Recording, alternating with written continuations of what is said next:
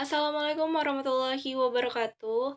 Hello everyone, let me introduce myself. My name is Salma Al-Sasadia with study number 2341204 from class FEB ISP Technopreneurship course.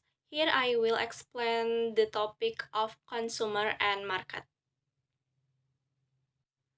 Memahami pelanggan dan pasar. Konsumen adalah orang yang menggunakan produk atau layanan, sedangkan pelanggan adalah pihak yang membeli produk tersebut. Meskipun bisa jadi satu orang yang sama, keduanya memiliki peran berbeda dalam proses bisnis.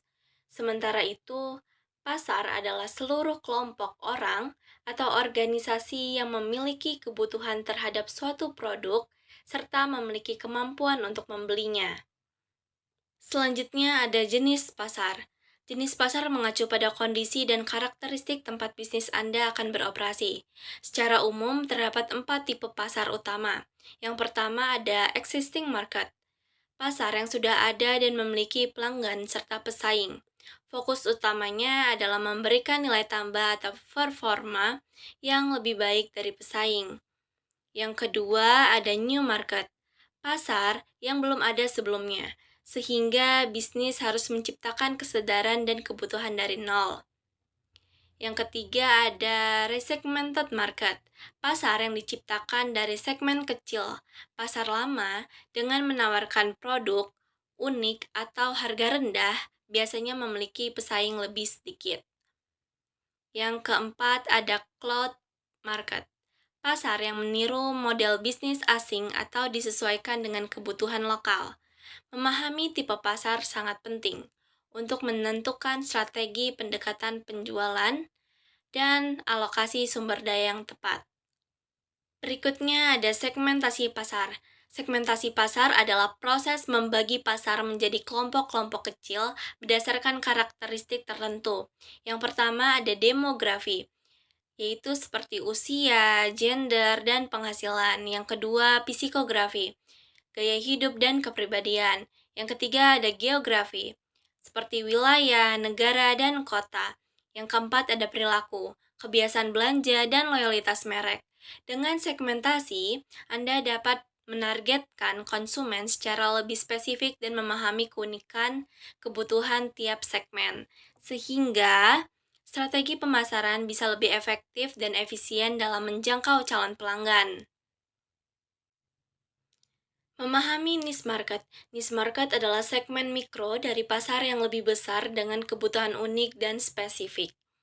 Fokus pada niche market memungkinkan bisnis kecil bersaing secara efektif karena menghadapi lebih sedikit kompetitor. Mendapatkan pelanggan loyal dan pemasaran menjadi lebih mudah. Untuk menemukannya, pahami motivasi dan masalah pelanggan, serta bagaimana solusi Anda berbeda dari pasar umum. Menghitung ukuran pasar. Mengukur ukuran pasar dilakukan melalui 3 pendekatan. Yang pertama ada TAM, yang kedua ada SAM, yang ketiga ada SOM. TAM adalah potensi pasar secara keseluruhan. SAM adalah bagian pasar yang bisa dijangkau berdasarkan keterbatasan. Dan yang ketiga ada SOM, adalah bagian yang realistis bisa diraih. Pendekatan ini bisa dilakukan secara top down atau bottom up, sesuai kondisi bisnis Anda. Selanjutnya ada consumer persona. Consumer persona adalah gambaran fiktif yang mempresentasikan pelanggan ideal Anda, lengkap dengan nama, wajah, pekerjaan, gaya hidup, motivasi, dan masalah yang mereka hadapi.